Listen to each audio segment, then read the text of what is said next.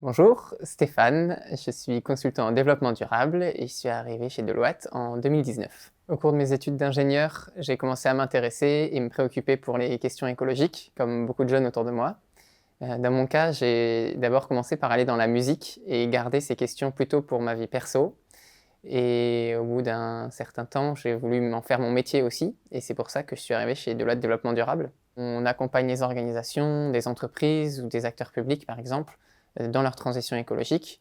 Donc concrètement, pour un acteur de l'agri-food, avec notre équipe, nous avons réalisé une analyse des produits, sur de l'impact environnemental des produits, sur l'ensemble de leur cycle de vie, pour pouvoir, par exemple, choisir des filières d'approvisionnement plus responsables. Pour un acteur public, on les aide à bâtir des critères environnementaux pour sélectionner les projets qui pourront recevoir des aides publiques.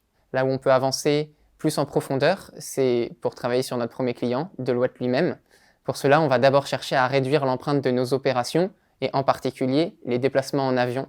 Avec notre équipe, on a déployé un programme qui s'appelle Shift & Go, qui vise à embarquer l'ensemble des collaborateurs pour réduire notre empreinte environnementale. Donc pour cela, on déploie des ateliers La fresque du climat de sensibilisation.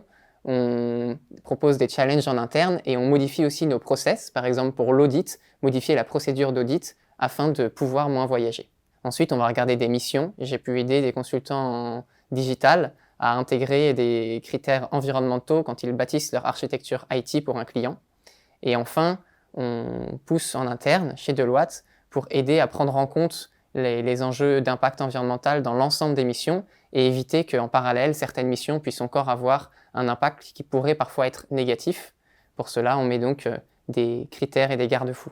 Et j'ai pu basculer à temps partiel à 90% pour pouvoir trouver un rythme de vie plus ralenti et donc en cohérence avec le mode de vie écologique que je souhaite avoir et ainsi pouvoir m'engager dans des associations en dehors de mon temps pro.